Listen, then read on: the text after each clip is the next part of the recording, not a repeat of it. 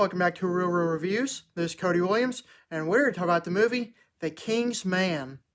It is the prequel to one of the most entertaining series of espionage action flicks ever developed. Even though they're more so regarded as action movies, they do tend to have plenty of tongue-in-cheek humor that really happens to work out in the film's favor really well. These movies have a high rewatchability factor that improves upon each and every viewing. A third sequel is in the works, but for now, we got a prequel that sets up the universe that we have all come to love. The movie story follows a collection of histories where tyrants and criminal masterminds who gather a plot to wipe out millions and destroy humanity, while one man and his protege must race against time to stop them.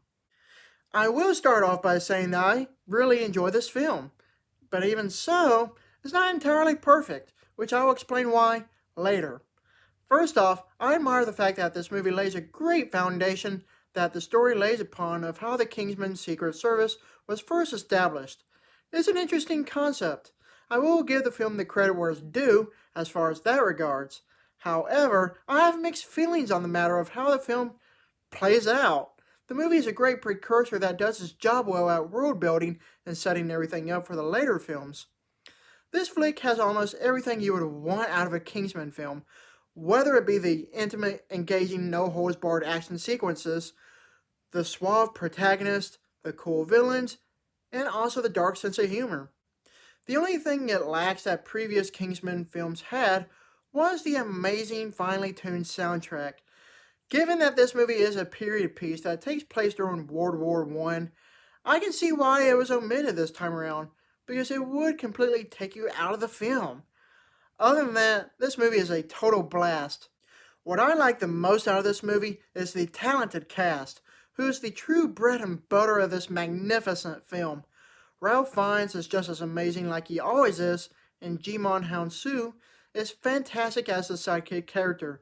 Between the both of them, their characters are the main highlight as they display some great camaraderie throughout. The actual show stealer, however, was Rhys Ifans, who plays Rasputin. Many know him as the Lizard from The Amazing Spider-Man, and in this particular movie, he is terrifying. I couldn't have imagined anyone else in the role. He was that good. With the movie set during World War I, the tone is quite different from the other Kingsman films, which I found to be very offsetting. It does have the classic tongue-in-cheek humor, but it's scarce this time around. This film was way more darker and serious as it displays the many horrors of war.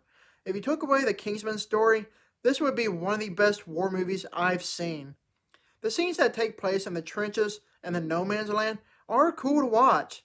Regardless, the film is tonally inconsistent as it can decide whether to be serious or not.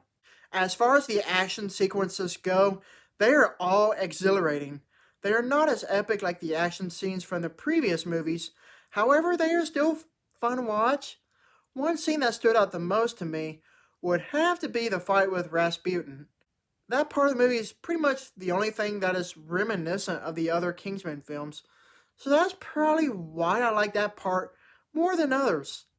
The movie does have an uneven, rocky start in the first act, as it sets everything up, but it does immediately pick up from there if you can trudge through it. I would say that everything from the middle part to the last act was definitely worth the price of admission alone. So you can say that this movie does also have pacing issues as well. It does end on an open note, leaving you thinking about the future of these movies. We already know that a third chapter is in development already, but it makes you wonder if we may get more sequels to this prequel, thus creating a trilogy of its own that's set in the past.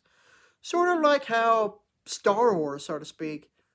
That's what has me worried, because I don't know about you, but I prefer quality over quantity.